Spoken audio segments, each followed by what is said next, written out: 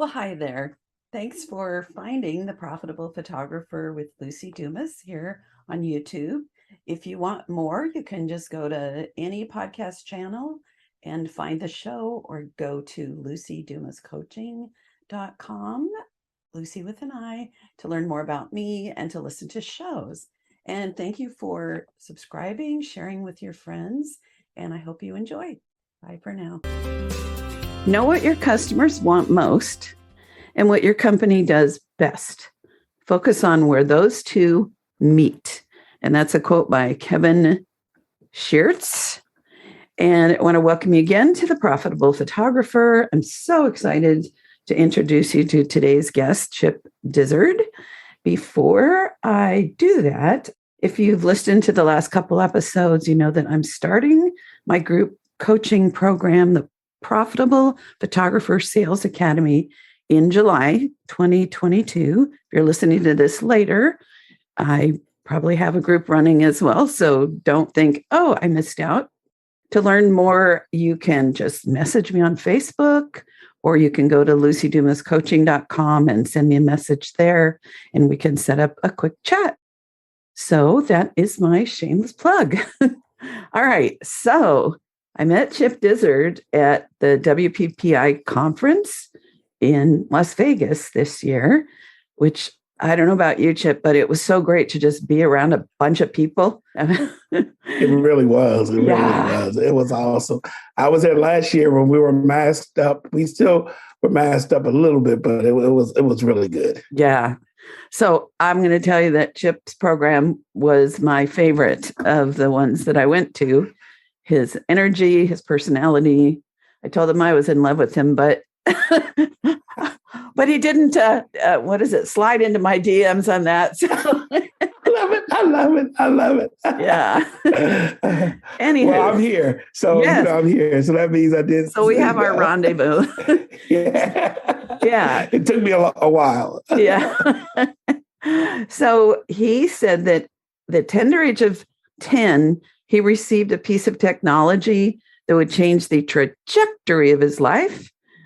And that was Christmas Eve around 1978.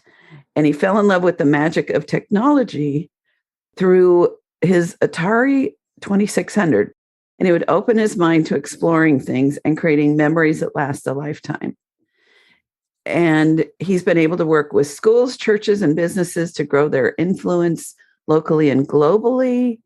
He's skilled in web development, video, photography, education, public speaking, and his passion now is teaching others. Did I get that right? You did. Thank you. Thank you. But I would like to see if you could summarize that just a little bit. Like, what are you up to these days? Well, these days people see me as a photographer, speaker, educator, and I'll always be a teacher because I'm a former teacher in Baltimore City, and I taught photography and videography. But mentoring is what I do, and speaking all over. That's what my real passion is right now. So, Chip, I've been in this business 40 years. And about 8 years ago, I realized it was time to go from giving advice all the time, anywhere, whether somebody wanted it or not, to formally becoming a coach and such for photographers. So yes, it's interesting to have that photography passion. But then I think if it hadn't been for photography, I probably would have ended up being a teacher first as well. So I totally relate to that. So other than getting that Atari, tell me a little about your background and how you got to this point. Well, I got into weddings really through working in the church. So I was a media person and media ministry person in a church, a local church in the Baltimore area. And then a friend of mine asked me to do a wedding back in 2010. I was like, I don't know how to shoot a wedding. It was video, though. And we just had some like security cameras. I had some friends who were photographers, and we didn't know what to charge. We just said, okay, we'll do it for you. You're a friend of mine. And we just shot it like it was a church service, you know? And then some people saw it on YouTube, and then they said, oh, you could do mine. And so I don't know what I'm doing. So, and I did a couple more. I didn't have a business out of it because I didn't really know what I was doing. Then years later, I got some training, some formal training, and I was always dabbled in photography and videography. And even in my college years, I had some experience in it, but I just never really thought I could do it as a profession. So the more people asked me, the more I did it. And then I just started doing a lot more weddings. You started with people who I knew, and then it grew out from there. So I had a good base. Yeah. And I love how it just was something that unfolded for you in your natural environment. One of my favorite quotes that I wrote down when I was a young woman about how to find what to do in your life is watch what your hand falls to naturally and keep doing more of that. That's excellent. So what I hear is that it was natural for you. And then people kept saying, hey, do this for me. And you followed that instead of resisting. Yeah. It took me a little while, but I actually did it and I enjoyed it. And it was just a good thing because I had a natural client base. And then I just kind of went out from there. But like everything else, you outgrow your client base and then the prices get higher and you have to move to a next level. And, so I figured that out quickly as well. But it was a good start. Yes. My dad was a pastor. And so my first few weddings were referrals from church and such. So, and outgrowing them quickly was a good idea.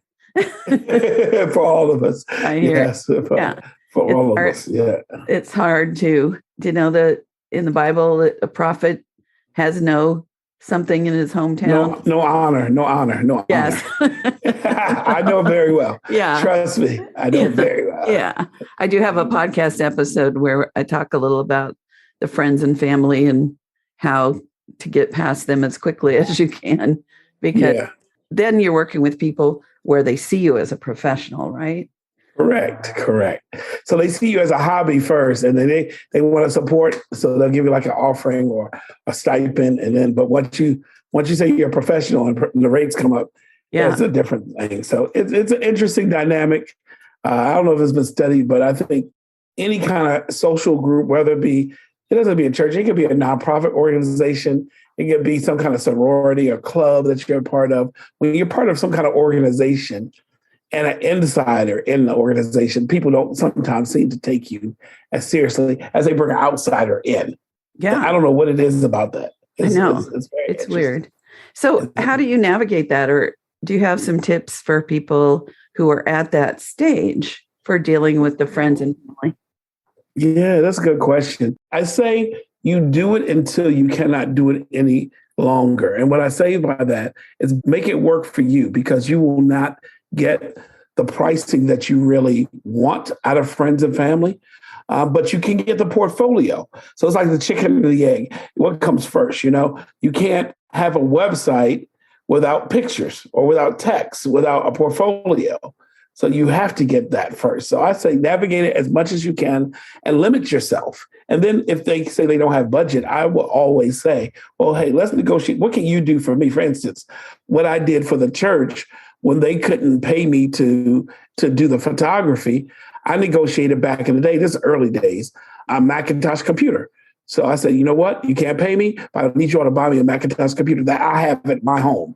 Not a laptop, I need a desktop. They were able to do that. So I had a year contract and I said, I'll do the editing and the photos for a year and some video, but you all have to buy me a desktop that I can use and that's clean and clear on me. And I get to keep that. Right. So that doesn't work for everybody, but they had, think about it. Back then, iMac desktop, or it was maybe $2,200. I don't know, maybe more. I can't remember, but it's less than what they would have paid me for a whole year. Right. Yes. But it benefited me. But you got the experience, you got to be of service. Correct. And such. And I got the equipment that I couldn't afford at the time. I didn't have $2,500. Yeah. I didn't have it. So, and I got a brand, and it was a top of the line. It wasn't like a used one. It was a nice computer back then. It was like circa 2012.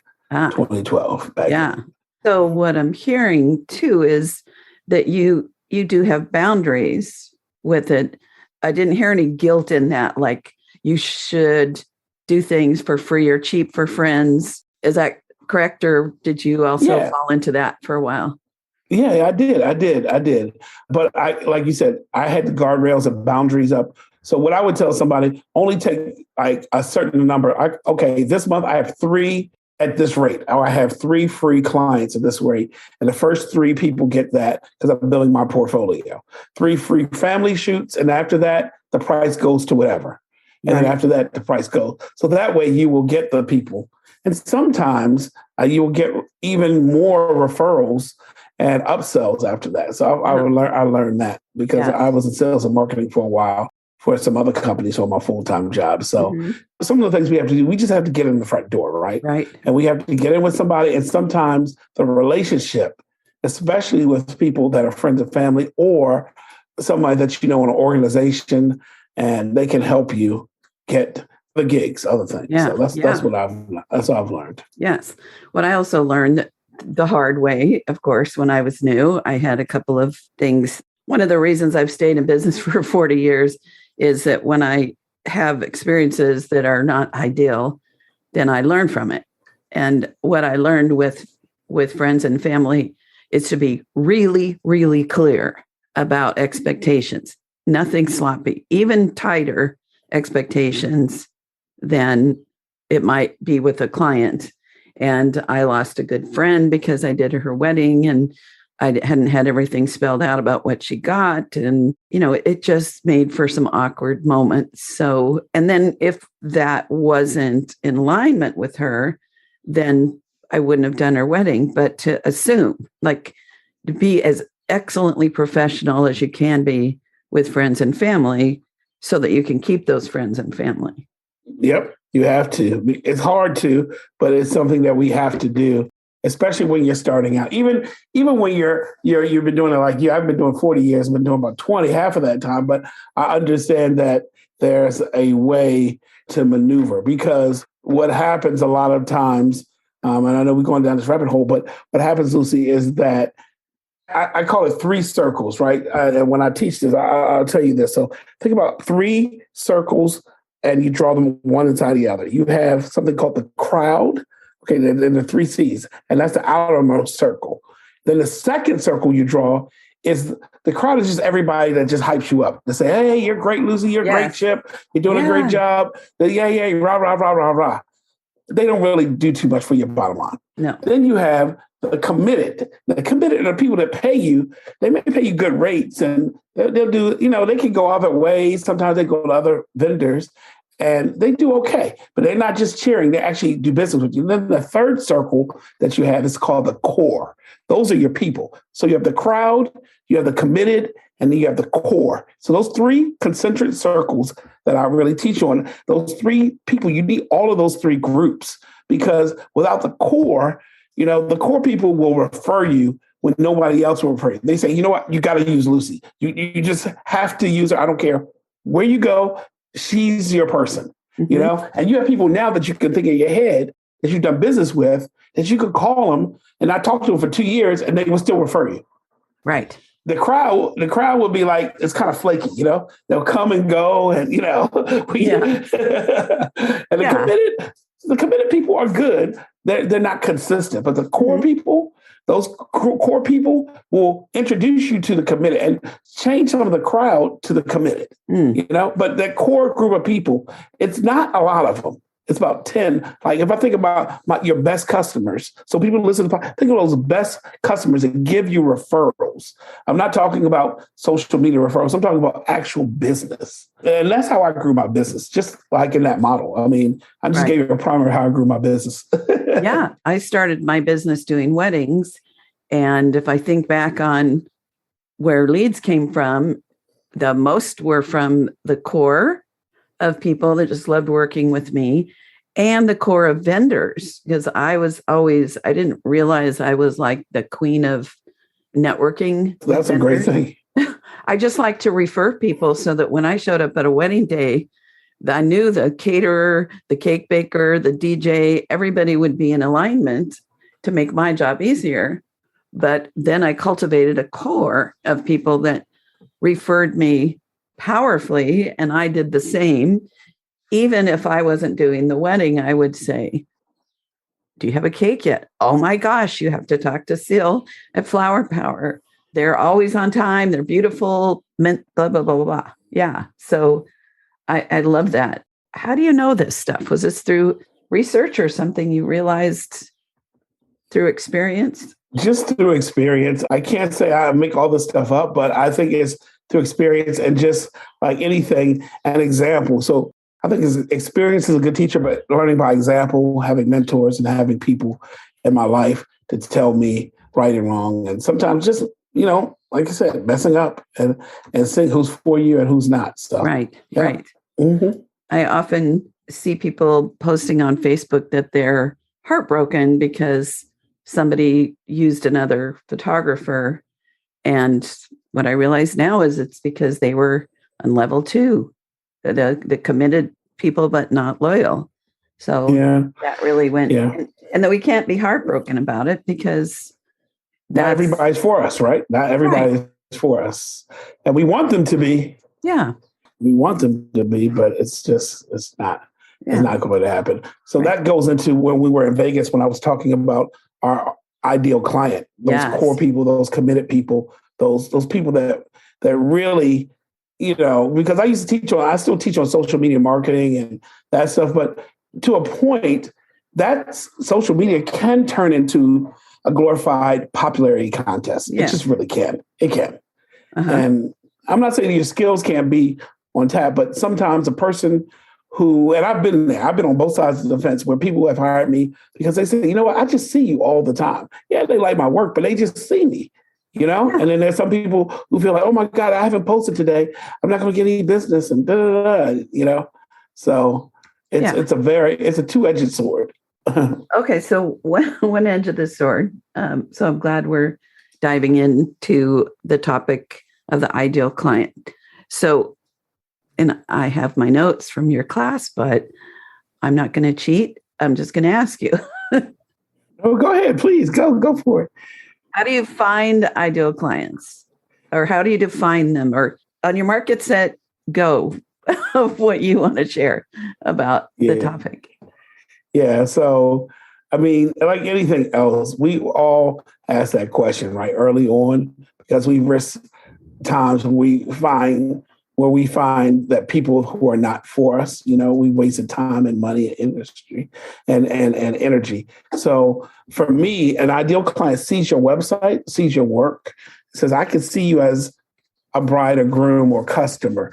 So they put themselves, you say, wow, I like exactly what Luci does. I like what she has to offer. I can envision myself without saying that out loud, but I can envision myself. For instance, I went and I was looking for a couch, and I saw a couch that I wanted in my new place. And I envisioned that couch right in my living room. You understand what I'm saying? Mm-hmm. But all the other couches I saw, I was like, they could do well. But I envisioned that couch right there. So if I can envision you as my client, it just, the pricing is always an issue, but it doesn't become as much as an issue, because I'm in line. We have our same values. I know that you like what I like. Oh, we went to the same university, or we have kids that went to the same university, or something in common, or we grew up in this side of town. There's something that connects us. Mm-hmm. And then it's usually the work. But then after that, once I get to know you, here's a quick story. I was doing a wedding planner recently, about 6-7 months ago, referred a bride to me. She, my target market, just so everybody knows, I'm 50 years old, so just turned 50. So my target market are older brides, 40 plus, usually second weddings. That's just where I am. Okay. So usually second marriages. That's what I mean. Second marriages, brides or grooms, or just, I do same sex couples as well. So just whomever. So what happens is that the lady just looked at my Instagram, and she knows I didn't have a lot of wedding pictures on there at the time. I still don't.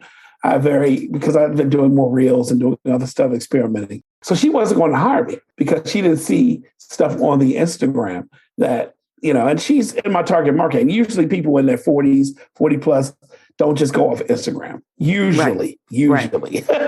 I'm just telling you, that's the 30s, 25 millennials, So anyway, the wedding planner insisted Luci for her to call me. So she called me. She said, Chip, I gotta be honest, I'm just calling you because the wedding planner, good friend, insisted that I call you. I say, you know what? Go to my website, look at my work. And she pulled over, she was driving. She said, oh my God, I'm so glad I called you. And we started having a good conversation. We started vibing. We started doing some other stuff. And then before I know it, we didn't have that much in common, but just the fact she wasn't even in my local city. She was in a city maybe 150 miles from me in Richmond, Virginia. I live in the Washington, D.C. area. It's drivable. But the fact that she's having the wedding is in 2023. And we just had a good conversation. And there's sometimes that in life that we think that just our Instagram, our Facebook, our TikTok, or whatever you have can get people, which it can. But sometimes you just have to pick up the phone and talk to people. Yeah. And my goodness, once you talk to people, you never know that they may be your ideal client, because she was, and there are probably people who have written me off by social media. And I've probably written people off by looking at social media and not going deeper. So think about all the people that you wrote off, because you don't have time to talk to everybody. That's just the facts. But if you have an advocate, like I had a wedding planner who was really my ideal client, and she went on my behalf and really pushed her, and then I just did the rest. So like the old saying says, you can bring a horse to water, but you can't make it drink, right? So she brought the person to the water. I just held up the water to have her drink it. And she paid me that same day, the deposit, the contract, and everything. We have a client. So Chip, I want to put a little meat on the bones of identifying our ideal clients. I know that that is something that you have kind of some step-by-step ideas about how to do that. So could we talk about that? Yeah. So here are the steps. First thing I always say, that I talked to the seminar about this, is you do a few things. You think of your worst client experience and eliminate it. Okay. And it sounds crazy, but think of your worst client experience. And everybody has one. You say, okay, right there off the bat, that is not my ideal client. Okay. We get that. The second thing you're going to think of is your best client experience and expand it. So we're going to eliminate the worst, expand on the best. Okay. All right. And then what we want to do, we want to describe our ideal client externally. So where does he or she shop? Where does he or she spend their free time? Do they volunteer? Do they have causes that they're good for? I'm not saying that you have to know every little thing, like, their religious beliefs or anything like that, but you need to describe them, and think about those people that really, those core people that go hard for you. Then the next thing, we're going to describe our ideal client internally. What are their values? Do they value family time? Do they value, are they on the run, right? Are they, traveling? Do they, where do they like to go? There are people that, I love traveling, right? So I know there are people that travel, cruisers, or do they like to take, trips, different places, islands, and, and see where you can fit your services, your products, and see where you fit in. And sometimes you may not have a lot in common with the people other than just the work, but just the fact that where these people are. Like, I didn't expect to do second marriages. I didn't, I do second marriages and a lot of interracial couples. I never expected to do that, but those are the people that booked me. Over 40 second marriages and interracial couples. You understand what I mean? Right. So those are the ideal clients, because I understand that they love Nordstrom, but they shop at Nordstrom Rack as well. The bride I did yesterday had Nordstrom Rack shoes. And I laughed when I saw the price tag on the bottom of her shoe. It said Nordstrom Rack. I said, boom, ideal client. Yes. Yeah. You know what I mean? So I have two questions on that. And that's a great list. Some of my notes from your class about the worst client was, I don't know if these were your notes or my notes, energy draining. So maybe I was talking about coaching clients. Maybe this is my list. Doesn't follow through, sees the world as half empty, doesn't finish things, and then positive, excited, committed, easy to work with, tells friends, able to find the money somewhere, and brings out the best in me. Those were my notes. So thank you for just that question, because that looks like my list for me. Yes, it is. So what if you haven't had enough clients to think about your worst and your best? What do you do? Ooh, ooh. If you haven't had enough clients for your worst or your best, well, that's where that crowd comes in, wherever you are. That's when I built my business. So you have to grow them to see. I mean, those free clients, those low cost clients to get them. I'm not saying everybody has to start at the bottom, but you have to get them somewhere. Right. And if, like for me and you, it could be a church, or it could be an organization or a fraternity or sorority or nonprofit, some kind of organization, somewhere where you know people that may need your service. It could be even a community board. I know people who've gotten clients from a neighborhood association, a soccer league. Okay. You understand what I'm saying? So I think those are great places to start to get clients. But you have to build it somewhere, because you have to have a data set. Right. You can't, you can't make any assumptions without a data set. Right.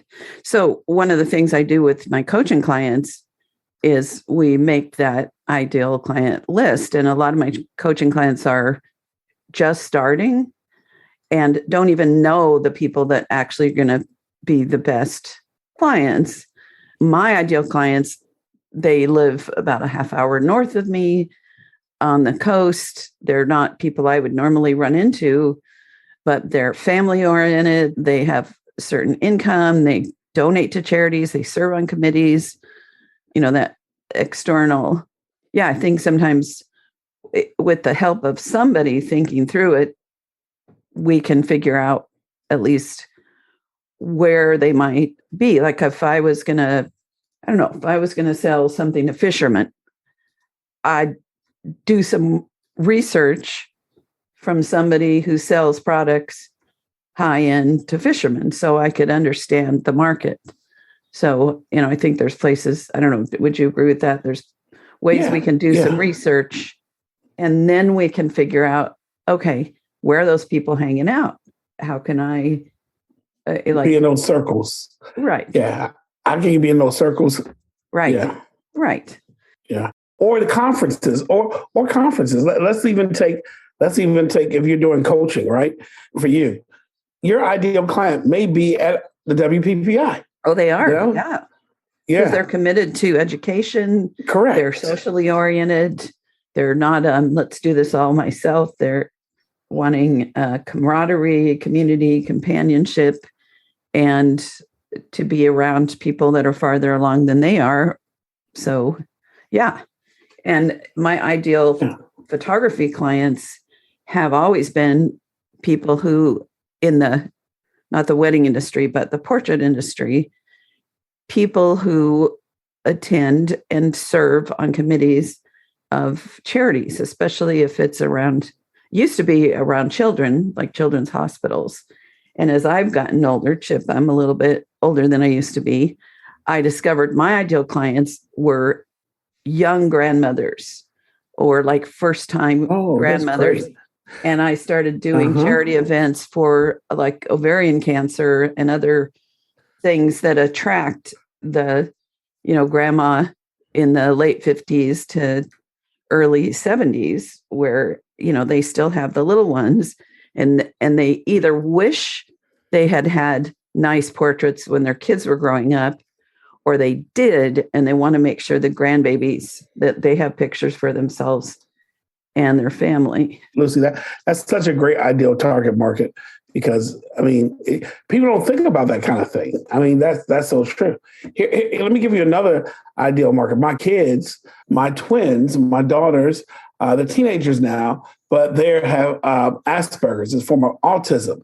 And there's a Facebook group that are for parents, especially autistic girls and boys, of course, but really of girls.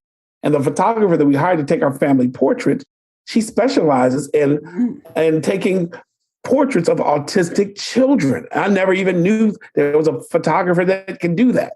Because the way my kids, even though I'm a photographer, it's hard to take photographs of my daughters. Even when they're younger, now the teenagers are a little bit better, but they're just not as sociable, and there are different challenges. So when I found that photographer, I was a target customer, because it was that special needs. It could be any special needs that you have or anything. So think of those niches and things like that. And that can really help you out, especially if you have experience with it.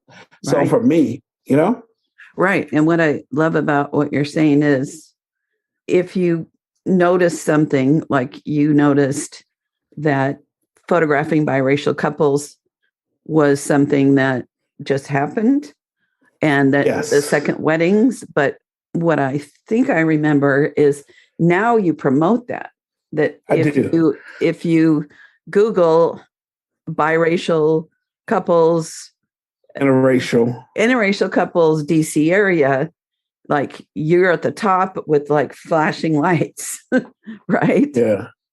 Because you've realized there's something that can be a niche that you enjoy that can bump you up in terms of being found. Now, in the Asperger's realm, is that something you're also, that's a niche for you, or it was? No, it's not a niche for me. That's not, one thing you have to know what you're passionate about, right? So it's kind of three things. What are you passionate about? What are you good at? And then what drives your economic engine? It's from a book, Good to Great by Jim Collins. So I know I'm pretty good at photography, but I love autistic children, but I don't know if I can do that as a passion project for photography. Right. It's just not in me because I dealt with that a lot with my kids, but to other people, it can be just fine. So I know the passion that I get. So for interracial couples, the issue that I had was the issue that came to me. So, well, you photograph people with different races well with lighting. I was like, well, I'm African American and I'm used to photographing different skin tones from light brown to dark brown. So it's just an interracial couple really wasn't that hard for me to like. It was just like normal because to me, it was normal. But to other people, they were looking and searching that out because they had bad experiences with other photographers. So think about those experiences that you've had. It could be autistic kids. It could be an interracial. It could be, a cultural. So I did a wedding with a bride that was from Nigeria, and she was very dark brown. And then a groom that was from, Ireland, and very, light white. So those are two different, and it was a dark wedding with dark, not a lot of light. So it proved to be challenging, but I made it happen. But I'm just saying that those kind of things that people don't think about it because frankly, I'm not in those situations, but I got put in those situations and I thrived in them. So think about situations you thrive in and that you're passionate about. Right. And I'm passionate about people. Yeah. Yeah. Those things can just give us the edge and tip us over to that yes for a client. Part of why I specialize in kids, especially when I was younger, it was all about babies and little kids. And it's just like my nature. I understand kids. I taught to get my master's with PPA. The program that I taught, 20, 30 times around the state and the country was ABCs of photographing kids, that I had developed some knowledge that most people don't have about the stages of childhood and how we can photograph them and what we can't do. Like for a 9-month-old, there's all kinds of things you can do that a 14-month-old I would never plan to do. And they're just a few months apart.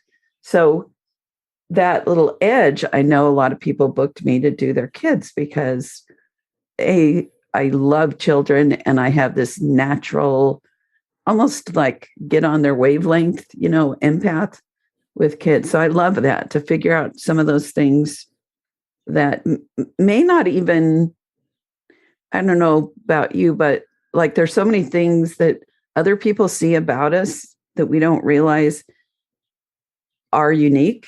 It's just, we think everyone else is like that. Do you know what I mean? Yep. Yeah. And so maybe other people can help us. Like I have my coaching clients, we do some branding exercises and I have them ask on Facebook, describe what you appreciate about me in 3 words. And it's kind of scary for people, but they begin to learn about themselves and how they have impact in the world. And I can see how that could then go into what you're talking about, which is then understanding the ideal client that's going to be attracted to somebody with those qualities. Those qualities, yeah, they Yeah. really work. Yeah. It really works hand in hand. And I think that the more that we understand that, I know it's a buzzword, but the more that we understand ourselves, right? We understand what we want. We put that energy out there, what we will attract. And it sounds very, I hate to sound, kumbaya, Oprah. I love that. The energy. I'm sorry, but to some people it sounds that way. But I know. But it's a real thing that what you put out is what you can get, and Right. I really believe that. Yeah. And if you've been doing this for more than 5 years, you have some track record, or heck, even 2 years in the photography business, any creative business. You have some clients, you have some great ones, and then you have some ones that say, "Oh my God." Yeah. The good thing about photography is that it's usually, if you do weddings or portraits, it's usually a one-time thing. It's not that you'll have a repeat situation. So it can be a one-time thing, but then you can always just learn from it. That's what I love. I love learning. Yeah. Yeah. And what I love about being self-employed, especially in the arts, is as we grow in our business, we grow as people. And if we have some challenges, like for a lot of people, setting boundaries and saying no is an issue. Well, so when you learn how to say that in business, because I personally can't afford to say yes to everybody, then it's easier to do that in our personal life as well. Or, people feel insecure or like an imposter. And so I love what you just said, because it all goes hand in hand. And, being introspective, what I hear you saying, helps us with being successful. It really does. I mean, we have to look at within. And I think that we look at ourselves and then we say, okay, not only what I like, because of course, now many of us, I'm not saying that we love what we do, but we have to at least enjoy it and drive us in the morning or whenever we get up has to drive us. Because especially in the arts, there's so many people that don't love what they do, but then we have to make an honest living from it too. Right. So we have to live. So we can't be that starving artist like a lot of us can be. So a lot of people I know, like, do this as a hobby. I'm fortunate to do it full time since 2015. Mm-hmm. And I never, if you would have told me that I've been full time this long, I'd be like, yeah, right. But mm-hmm. It's like a train. It's going to pick up steam. If you keep at it, the referral, the ideal clients will come. You do good work, you do right by people. And you can do it. I mean, heck, you can do anything you put your mind to it. Let's just be real about it. Like, you can really do it. Yeah. Another topic I know you love to share about is diversity and inclusion in the wedding industry. I know that was a rapid segue. No, that's great. But one of the programs at WPPI was a panel, and I don't remember what the actual topic was, but they started sharing about some of the challenges with diversity within the industry. And I know I'm kind of like, how do I jump into that? But no, I wasn't on that panel, Luci, but I think the thing for me is, and I've done presentations, and this was back in 2020 with a tragic murdering of George Floyd in Minneapolis. So a lot of people, I have a presentation called Beyond the Black Square. A lot of people put a black square on their Instagram or their Facebook and things like that. So and people didn't know what to do because it was just, you don't know what you don't know. And I think that our clients are buying differently now, right? Mm-hmm. They're not just buying our services, they're buying how our services will make them feel. And if you're not socially conscious, I'm not saying that this is a marketing tactic, right? Because this is not. This is more of a lifestyle. As it was taping, there was a tragic murder in Buffalo. It was supposedly racially motivated. So we live in a society where this is out in the open, right? And I think that our industry sometimes doesn't want to really talk about it because it doesn't apply to us, because they say, well, I'm not racist. I'm not this, I'm not that. Okay, you may not be, but you still have to understand where people from different backgrounds come from and what we face. And I'm not saying that we need a free pass for anything. I'm not saying that. But what I'm saying, in the industry, there's a lady that came to me. I'll never forget. I was in San Francisco doing a presentation, speaking in a panel, and I was probably one of the 3 people of color on the panel in the conference, and we were all there. And it was just funny. We all knew each other too, the three photographers. But it's fine. Well, don't you all know each other, right? Yeah, exactly. No, that's not true. That's not like every person of color I know. I know you know Big that. air quotes around that. Yeah, I know. That's funny, right? That's like, So anyway, we were there, but we did actually know each other. But the funny thing about it is that me and a young lady, she's white, and she shared a cab with me, Uber, and she said, Chip, I know that some things that I get are because of who I am and my race, and I don't have to work as hard for them. And that shocked me. But when she said this was prior COVID, prior George Floyd. This is like in February of 2020. I'll never forget that. She's a good friend of mine. She lives here in Maryland, too. Good friend of mine.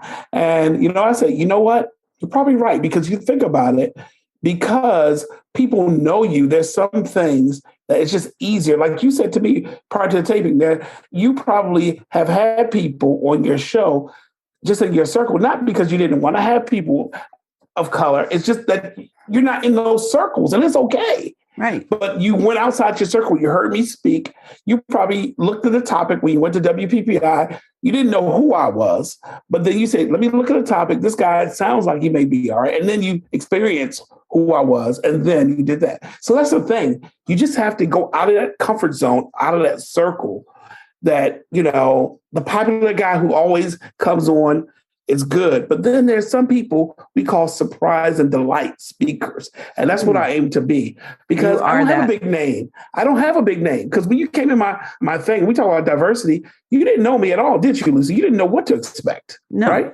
You didn't know. But now you say, hey, I know Chip. This guy was pretty solid. You need to check him out. I don't care if he's yellow, red, blue, green. It doesn't matter. His color doesn't matter, because his information is good. Right. And that's where I want in the wedding industry to come. It does. Yeah, you see me as an African-American, a Black man, of course. I can't get around that. But my information is going to change your situation. And if I can do that, and once you implement that information, and that's where I want the diversity and inclusion to say, hey, listen, yes, give people a chance. I'm not just saying to give us a chance to fill that quota. I don't want that. I want to fill it because I'm good. Right. Not because you have to get 2 out of 10, or 3 out of 10. Right. So that's what we want in the industry about that. So I'm grateful. And I'm grateful for people like you who followed up with me, because there's a lot of people who say things, Luci, and don't follow up. So I'm very grateful to you and to your audience for that. So I just want to just publicly say that to you. You're welcome. So I love what you just shared. One of the things I noticed with the PPA, where it was online 2021. Yes. And so I was going through the list of people to see who I might invite to speak. And I noticed that there were almost 30 to 50% of the people that spoke at that were people of color. And so I was talking to, I'm not sure if it was David Guest. He's been on the show. And I said, I noticed that. And he said, we made a decision to consciously seek out great speakers with diversity so we could expand on that. And just, it's like adding, you've got some kind of soup, and then you start adding different ingredients that you might normally not have in there. And then all of a sudden it's the norm. And I noticed what I think too is awareness and starting to notice things makes a big difference. Yeah. So at WPPI, and I don't know if I just never noticed, but this year I noticed the attendees there was all kinds of different people of all kinds of races and backgrounds and so forth, more than usual. Yes. I've been going it's my third time speaking, and I've been going for 4 or 5 years. So I've been going like 20 years, anything like that. So I'm not a vet. And then I was a judge. So I was a judge at the print competition, one of 3 or 4 people of color judge competition. It was fun. They committed to it. And I think PPA as well. And I think that it's more of it's intentionality of it. So yes, I'm very excited about that. But I think that it's going to continue. And I think that we should have that, because you need different opinions, and to hear that and to see what people are going through, and to do that again and again and again. So I think it's going to continue. I think that as our country moves, we're going to move in a more diverse, and it's not a bad thing. It's just different opinions and different things that we see in our industry and best practices. Right. It was fine. So that's why I understand that. I did have people who knew me. Of course, you always, like I said, you have your home team. I got my people who know me. Yeah. But then I have people like you who may like the topic, may like the thing. And like, if we don't know the speaker, we're going to go towards the topic. And I think that for me, in speaking, because I've been doing this last 4 or 5 years, is really getting my topic honed in, and to making sure to not be entertaining, but to be educational as well. If I'm entertaining, that's good. You remember me. Yeah. But to be educational and informing. And for you, that's a huge compliment. Say it's one of the better, because there's some excellent speakers at WPPI. If you've never been, it's a really great conference, but you can't go to everybody's. So the ones that you pick are the ones, especially you sitting in the classroom for 90 minutes, you want to pick somebody that's pretty good, because if people start leaving out of your class, and I remember, Luci, you were on the front row, if I'm not mistaken. You're on the front row. Yeah, pretty much. Yeah. You're on the front row. Yeah. So and I didn't the leave. people on the front row are the people I know that are there for the information, and I got to give them everything that they have come for. Right. And I have no qualms about leaving. Being in this industry for 40 years, I've sat in thousands of conferences. So correct. And your information wasn't like, I've never heard about ideal clients before, but it was so clear and concise, and you were so fun.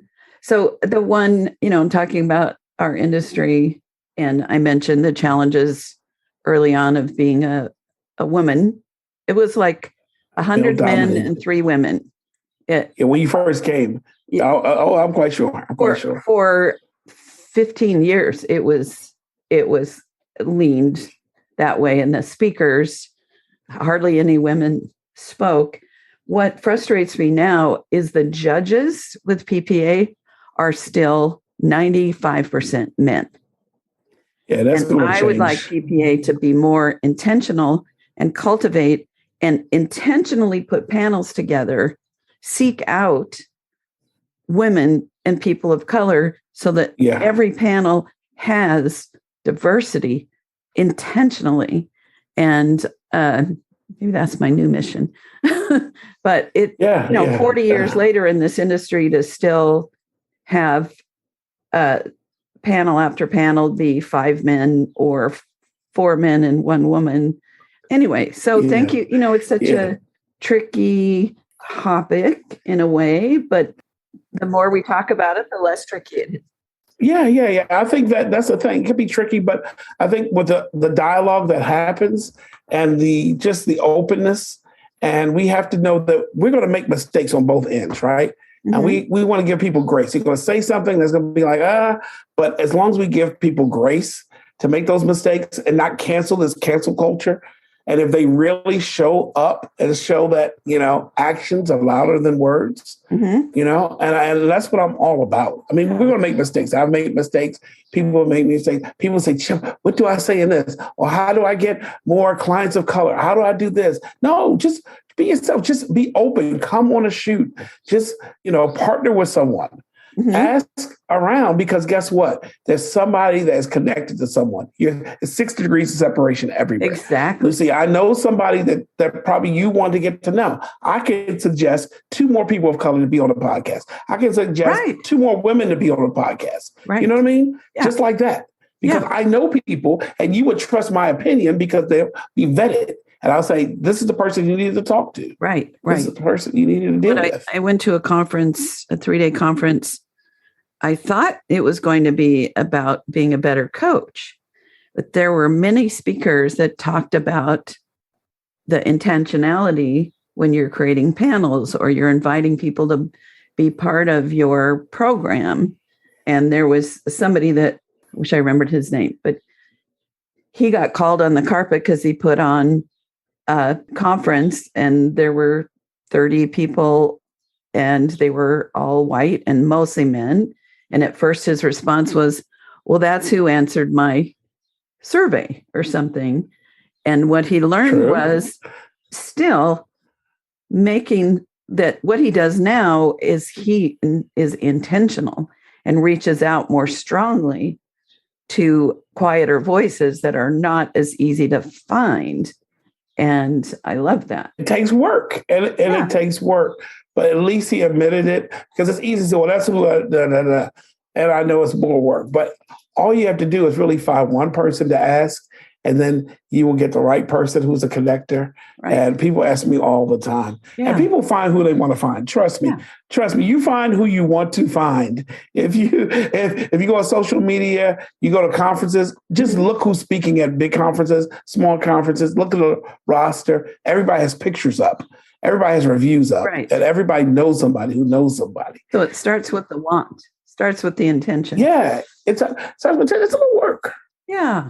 So I have one other thought that I'm hoping you can offer in support of people of color.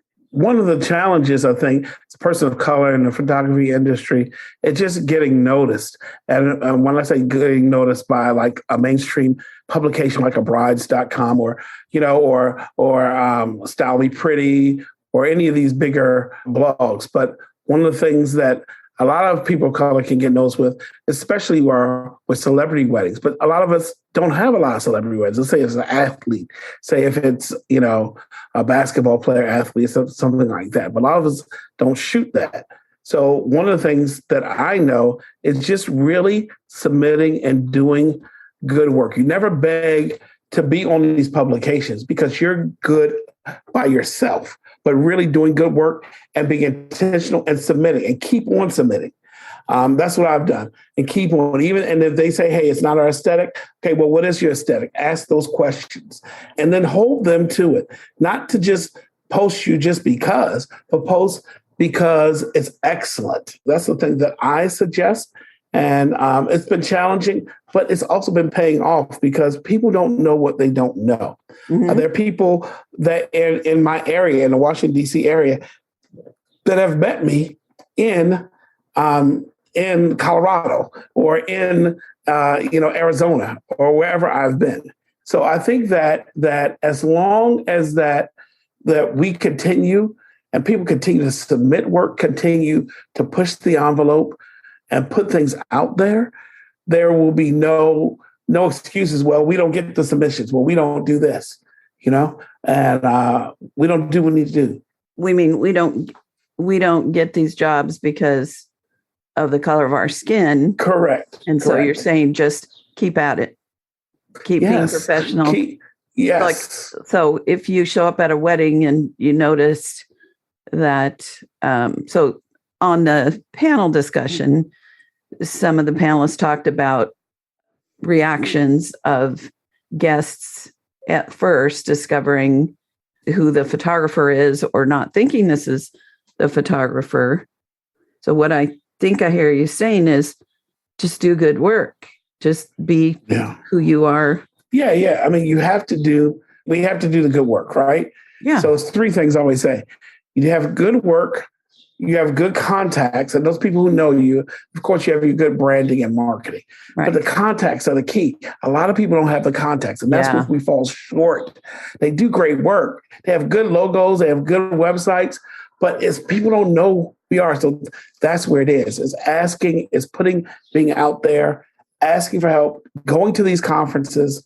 And that's what I encourage people to do, to go out, even if it's a virtual conference, just put it out there. Even if you don't get chosen. I mean, when I was trying to get into speaking, Luci, I didn't know anybody. So guess what I did?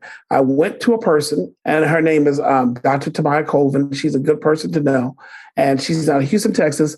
And she put a list together of conferences that we should apply to. And this was just an email list that she sent to like 10 or 20 photographers of color. And she said, these are places and the links, and made it easy for us to apply. Now, did I get chosen for everyone? Of course I didn't. But guess what? I applied to almost everything she sent because that's what I was going to do. And even when I got turned down, I kept on going for it. Right. And I kept on going. WPPI didn't know who I was. They didn't know who I was at PPA. Ah, And now I'm speaking at PPA for the first time next year in Nashville. Yes. awesome. Imaging USA. They didn't know. They turned me down 3 times. But guess what? I didn't give up. Right. 3 times. And I'm okay with that. Thank you for that. And thinking about my experience early days when I was becoming a judge with PPA, I noticed that a lot of the handful of women that were in my local community, they were reticent. Like part of the challenge of getting judges that were women is that a lot of my women colleague friends were not doing it. So I think encouraging people to take a stand and learn to be a judge and volunteer, like get out in front of people. When I was in charge of print competition, I sought out women to, like, I'd never have a panel that didn't have at least 2 of the 5 as women, but like be the pioneer is what I'm saying. Be the person that says, I'm going to learn to judge. I'm going to apply to WPPI. I'm going to get visible because that paves the way. That makes a track behind us for people to follow us. And, now men complain there's so many women in this industry. Well, some of us took the slings and arrows of, I could tell you some stories and you could tell me some stories. Anyway, have the courage to be the one that gets in front. No, that's exactly right. So I love what you just said. I think it's come full circle, but it's a good circle to have, and I think we're going to continue on this pathway. Yes, I think it's a great circle to have. I love it. Okay, so Chip, we're just about out of time, and that makes me very sad. He gave me the best smile there on that. It's all good. So I have 2 questions for you. So number 1, I know you have something that you'd love to send people. What is that and how can they get it? Yeah, it's an ideal client checklist. So I want to make sure that you get that. Just send an email to me and mention this podcast. It's ideal client checklist, Dizard, Dizard.com. Just email me directly and I'll send you an automatic email reply with it right there. It's a PDF that you can fill out. Great. So chipdizard.com and ask for the ideal client checklist. Correct. And I want to thank you, by the way, for having that conversation about diversity and kind of helping navigate the thinking on all of that. I had a feeling it'd be easy to talk to you about it. And indeed. So thank you for that. No, thank you for bringing it up. I love it. These conversations are needed, and I'm very grateful. I'm very grateful for it. Great.